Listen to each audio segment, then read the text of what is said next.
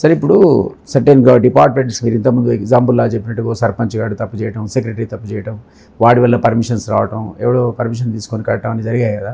అట్లా డిపార్ట్మెంట్స్ కూడా ఇచ్చాయి, various departments on various occasions permissions ఇచ్చి, అది కూడా మీరు అల్టిమేట్గా కనుక్కుంటే ఇది ఇల్లీగల్ అని, దెన్ మీకు మరి ఇది రేపొద్దున లీగల్ బ్యాటిల్స్ మీరు ఫేస్ చేయాల్సి వస్తుంది.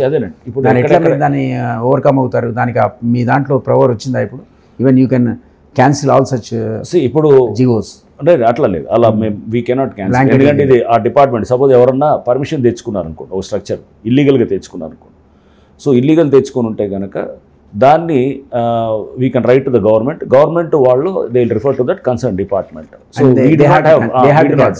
ఆ కన్సర్న్ ఆఫీసర్స్ మీద కూడా మేము యాక్షన్కి ప్రపోజ్ చేస్తే దాని మీద కూడా గవర్నమెంట్ చాలా మంది మీద యాక్షన్ ఇచ్చారు. కొన్ని ఏసీబీస్ ఇచ్చారు, కొన్ని ఏమో ఇది క్రిమినల్ కేసెస్ పెట్టారు, కొన్ని ఏమో major charges major penalties impose చేస్తూ కూడా గవర్నమెంట్ కొన్ని చోట్ల డెసిషన్ తీసుకుంది.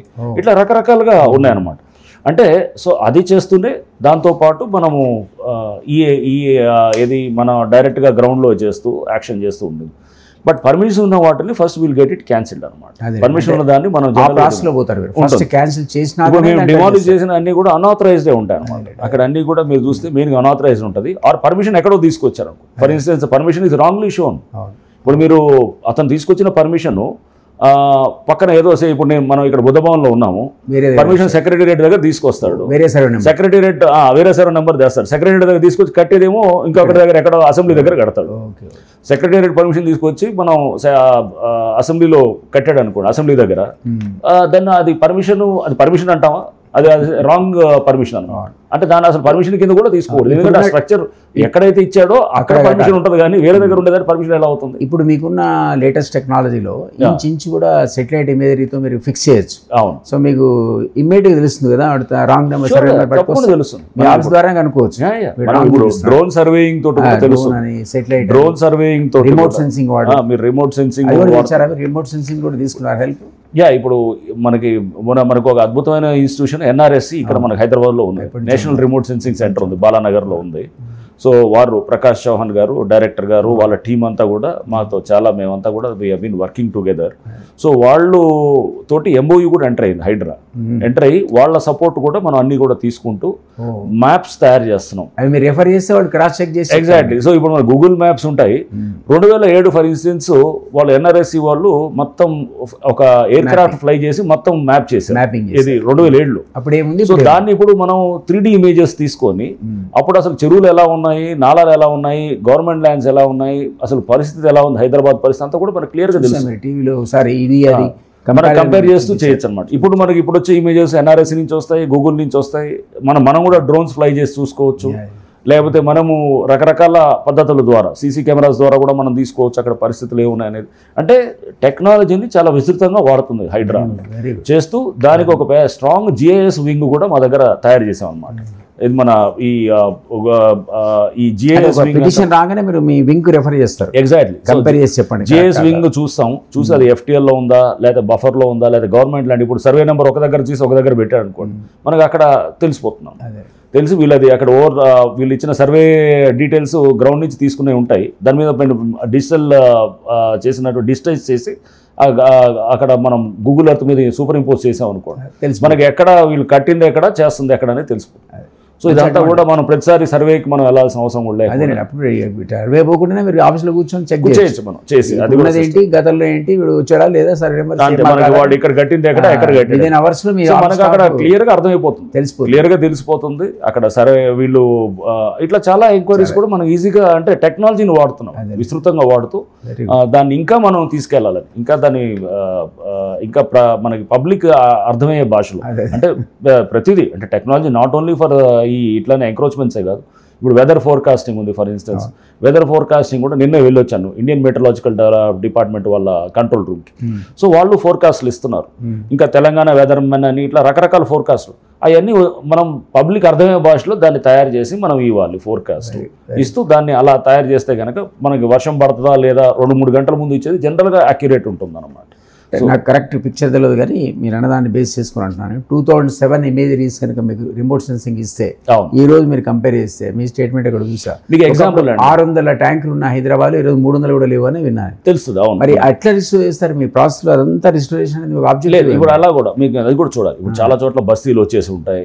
అంటే ఇప్పుడు అందుకోసమే ప్రభుత్వం అండ్ ముఖ్యమంత్రి గారు ఒక స్టేట్మెంట్ కూడా ఇచ్చారు. జూలై 19, 2024 హైడ్రా కాన్స్టిట్యూట్ అయిన రోజు. దానికన్నా ముందు ఎవరైనా పర్మిషన్స్ తెచ్చుకొని ఉన్నటువంటి బిల్డింగ్స్ కానీ, పర్మిషన్స్ లేకుండా ఉన్న బిల్డింగ్స్ కూడా చాలా బస్తీలు వచ్చేసి, చెరువుల్లో మీకు చాలా బస్తీలు వచ్చినాయి.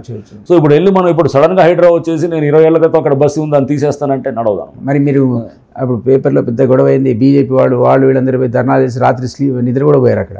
లేదా చాదరగట్టు పక్కకున్నవి మీరు తీస్తారని, మీరు నెంబరింగ్ వేశారని. అసలు మాకు సంబంధం లేదు. అదే అనేది అది మూసీది హైడ్రాకి సంబంధం లేదు. సో అది కూడా ఏంటి, అది మూసీ ప్రాజెక్ట్ లో మూసీ ప్రాజెక్ట్ లో రివర్ దాంట్లో వచ్చింది కాదు. మూసీ రివర్ లో ఎంక్రోచ్మెంట్స్ ఉన్నాయి కానీ Hydraa has not involved because there is a definite agency, ఒక సెపరేట్ ఏజెన్సీ. దాని మూసీ డెవలప్మెంట్ అథారిటీ వాళ్ళు దాంట్లో పోలే, మేము వెళ్ళలేదు. వాళ్ళు నెంబరింగ్ వేసుకొని వాళ్ళు చేశారు. దాన్ని కొన్ని ఇట్లా రాజకీయ పక్షాలు దాన్ని తీసుకొని హైడ్రా చేస్తున్నారు. హైడ్రాకి అసలు మూసీలో ఎంక్రోచ్మెంట్ సంబంధం. అండ్ ఇంకోటి అది అక్కడ తీయటంలో కూడా గవర్నమెంట్ ఏం చేస్తుంది, వాళ్ళకి రిహాబిలిటేషన్ కూడా ఇస్తుంది. ఇప్పుడు రిహాబిలిటేషన్ ఇస్తూ వాళ్ళకి వేరే ఏది 2 bedroom హౌసెస్ లేదా ఇట్లానే ఫ్లాట్స్ ఇవ్వటం అనేది కూడా చేస్తున్నారు. అంటే దాని అర్థం ఏంటి, వీళ్ళని తీసినా కానీ కూడా వాళ్ళ కంపెన్సేషన్ కూడా ఇస్తున్నారు అనేది కూడా ఉంది ఆ ప్రాజెక్ట్లో. బట్ హైడ్రా మీ దాని మీద వచ్చింది అది ఎక్కువ. అసలు హైడ్రా అనేటప్పటికి అప్పటికే ఏం జరిగింది మీరు చూస్తే, ఆగస్టు మీరు అన్నారు ఆగస్టు సెప్టెంబరు డెమాలిషన్, కొన్ని మేజర్ డెమాలిషన్ చేసేటప్పటికి పబ్లిక్లో ఒక రకమైనటువంటి అంటే భయం వచ్చింది. ప్లస్ దాంతోపాటు అరే హైడ్రా వస్తే కనుక ఖచ్చితంగా పని. ఇంతకుముందు ఎలా ఉండేదండి, డెమాలిషన్కి వెళ్తారు, వెళ్ళిన తర్వాత అక్కడ ఎవడో ఫోన్ చేయగానే వెంటనే అయిపోతారు. లేకపోతే ఏదో కోర్టుకి వెళ్ళి ఒక చిన్న ఏదో ఆర్డర్ పట్టుకొచ్చి మీరే కోర్టు నుంచి కూడా ఇప్పుడు కోర్టు కూడా స్ట్రాంగ్ గా సపోర్ట్ చేస్తాం. అండ్ కోర్టులో కూడా చాలా స్పష్టమైన జడ్జిమెంట్స్ సుప్రీంకోర్టు ఇచ్చినవి ఉన్నాయి. జస్టిస్ గవాయ్ డివిజన్ బెంచ్ ఇచ్చినటువంటిది చాలా బ్యూటిఫుల్ జడ్జిమెంట్ ఉందన్నమాట. ఇప్పుడు జస్టిస్ గవాయ్ గారు ఇప్పుడు చీఫ్ జస్టిస్ అయ్యారు. సో వారు నవంబర్లో ఇచ్చారు. సో ఆ జడ్జిమెంట్ ఇస్ బుల్డోజర్ జస్టిస్ దాని మీద ఇచ్చినప్పుడు వాళ్ళు ప్రొసీజర్ చెప్పారు. ఈ ప్రొసీజర్ ఫాలో అవ్వాలి మీరు ఏది డెమాలిషన్స్ కానీ చెప్తూ, కానీ ఈ ప్రొసీజర్ ఎగ్జామ్షన్ ఉన్నది దేనికి, చెరువుల్లో కానీ లేకపోతే నాలాల్లో కానీ లేకపోతే ఇట్లా ఏది మన రోడ్స్ ఆక్రమిస్తే కానీ, అంటే రోడ్స్ మీద ఎంక్రోచ్మెంట్స్ అయితే కానీ వీటిలన్నిటికీ ఎగ్జామ్షన్ ఉందని చాలా స్పష్టంగా ఇచ్చారన్నమాట. రైల్వే ట్రాక్స్ దగ్గర కానీ ఇట్లా వాటిల్ కానీ ఇచ్చారు. సో ఈ ప్రొసీజర్ ఏదైతే మనం ఇచ్చారో, ఏది జనరల్గా ఫాలో అవ్వాల్సిన ప్రొసీజరు, ఇక్కడ మనం వీఆర్ ఎగ్జామ్టెడ్. సో చాలా స్పష్టంగా ఉందన్నమాట. You are exempted as far as water bodies are concern, as far as ఇప్పుడు లేఅవుట్స్లో మేము తీస్తాం. సపోజ్ ఫర్ ఇన్స్టెన్స్ లేఅవుట్స్లో తీసినప్పుడు ఎందుకు తీస్తున్నాము, అక్కడ రోడ్లు ఉంటాయి. రోడ్లు ఇప్పుడు ఎవడో రోడ్లన్నింటినీ ఆక్రమించేసుకొని లేకపోతే లేఅవుట్ తేపేస్తాడు. మేము మన లేఅవుట్స్ మీద మేము ఒక బ్రెయిన్ స్టార్మింగ్ సెషన్ పెట్టాం, వర్క్షాప్ పెట్టాం. మా దగ్గర పెట్టి చాలామంది ఏది సీనియర్ అడ్వకేట్స్ని, అట్లానే సీనియర్ ఎవరు మన దీంట్లో హెచ్ఎండిఏలో పనిచేస్తున్న వాళ్ళు లేకపోతే టౌన్ ప్లానింగ్ ఇట్లా పనిచేసే వాళ్ళందరూ కూడా పిలిచి ఇట్లా ఒక డౌట్ వచ్చినప్పుడు మనం లేఅవుట్స్లో వేసిన దానికి ఆల్మోస్ట్ అది రోడ్సే కదా, ఇప్పుడు రోడ్స్ని డిస్టర్బ్ చేస్తున్నాడు ఎవడో, రోడ్స్ డిస్టర్బ్ చేసి మొత్తం అతను తీసేసుకుంటున్నాడు. నువ్వు రోడ్స్ ఏమైనాయప్పుడు రోడ్స్ మీద నువ్వు సపోజ్ స్ట్రక్చర్ వచ్చిందనుకోండి డిమాలిష్ చేసేస్తాను. సో ఆ రోడ్స్ ఎస్టాబ్లిష్ ఎలా చేస్తాము, పాత లేఅవుట్ తీస్తాము, గూగుల్ ఇమేజ్ తీసుకుంటాం, గూగుల్లో లేదనుకోండి అతను షెడ్యూల్ ఆఫ్ ప్రాపర్టీలో కూడా చెక్ చేస్తాం. ఇప్పుడు మీరు కొన్నప్పుడు ఒక దాంట్లో ప్లాట్ కొంటే కనుక మీకు ఉత్తరాన రోడ్డు, ఇది ఇటువైపు వెస్ట్ వైపు రోడ్డు ఏదో వస్తుంది కదా, చూపిస్తారు కదా. అట్లా మనం ఒక లేఅవుట్ తయారు చేసేయచ్చు. ఇప్పుడు మీలాగా ఒక 100 మంది కొన్నాం అనుకోండి, అందరితో ఒక లేఅవుట్ వచ్చేస్తుంది. అది మరి అప్పుడు ఆ లేఅవుట్ బట్టే కదా అమ్మింది, అది క్లియర్గా ఎస్టాబ్లిష్ అవుతుంది కదా రోడ్డు. మరి అన్ని రోడ్స్ ఉన్నాయనే కదా. సో అంటే దీస్ ఆర్ ఆల్, అంటే ఆ లేఅవుట్ ఇప్పుడు అతను చెరిపేసి ఇప్పుడు లేదు అని అంటే కనుక కాదు. ఆ పాత తయారు చేసినప్పుడు పంచాయతీ లేఅవుట్ అయినా కానీ కూడా దాంట్లో రోడ్లు, పార్కులు, వాటికి అవన్నీ they are all community assets. ప్రభుత్వం అది దే ఆర్ అసెట్స్.